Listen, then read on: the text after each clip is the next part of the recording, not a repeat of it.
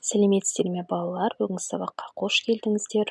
Бүгін біз сіздермен 129 сабақ сөз таптары тақырыбын жалғастыратын боламыз. 44-ші тапсырма: мәтінді оқы, ат қой. Жазғы демалыста Арман мен Нұрлан атасы мен әжесінің ауылына қыдырып барды. Бір уақыт аталарына көмектесті.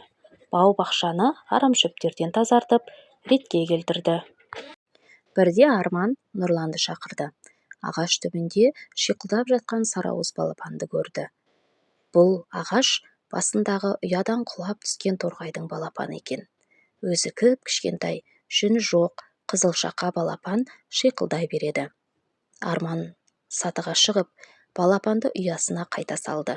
Атасы немерелерінің бұл әрекетін құптады. Балалар, мәтін жыл 12 кітабынан алынған. Енді осы мәтінге байланысты берілген сұрақтарға жауап береміз. Бірінші сұрақ: мәтін неге 3 бөлікке бөлінген?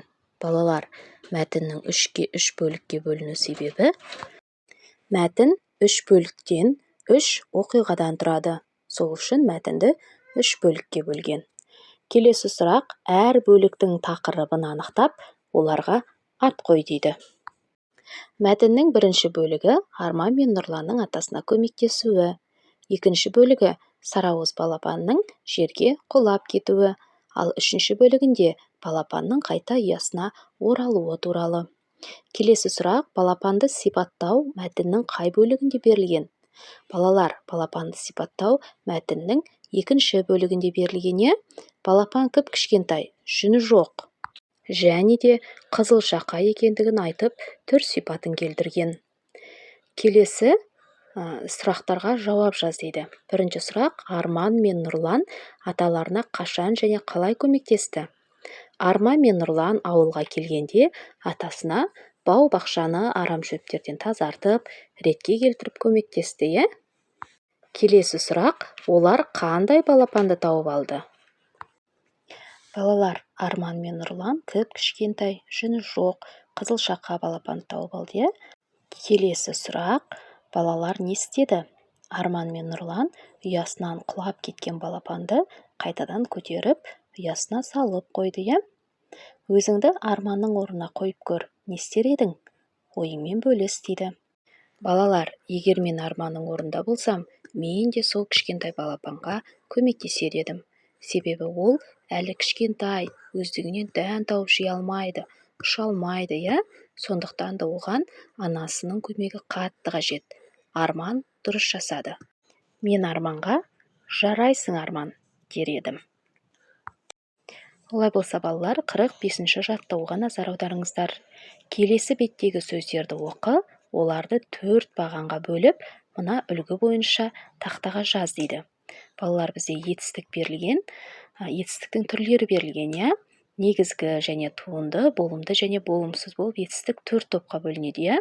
Енді бізде мына жерде сөздер берілген: арқандады, мақтанба, кейін, ойла, майла, тұзда, шегеле, тербетпе, баспа, барма, оқы, үрле, үз, отыр, жүз, өкпелеме.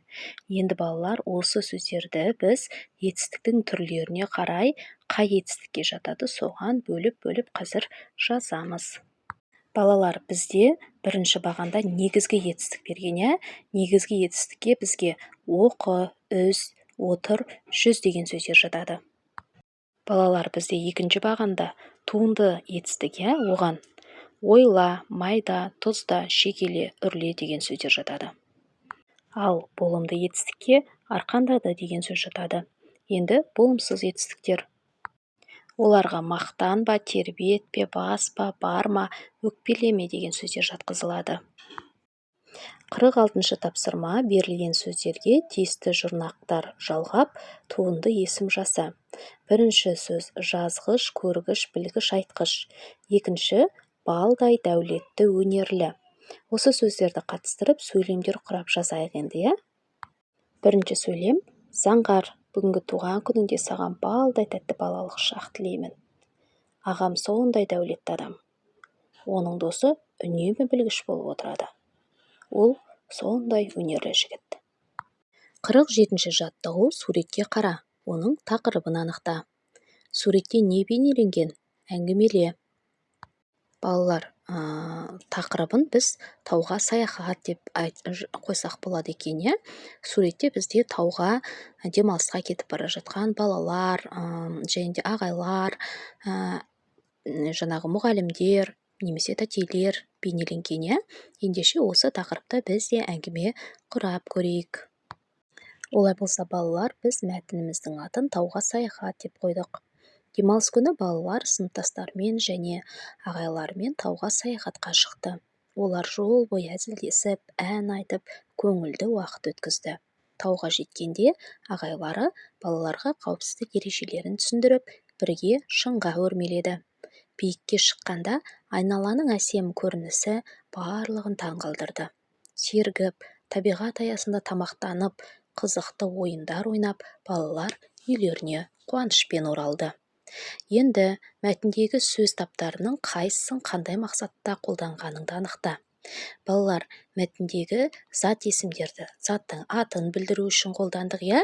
Сын есімдерді заттың сынын білдіру үшін қолдандық, және де етістіктерді біз іс-қимылды білдіру үшін қолдандық. Балалар, осымен біздің бүгінгі сабағымыз аяқталды. Келесі жаңа сабақта кездескенше сау саламатта болыңыздар.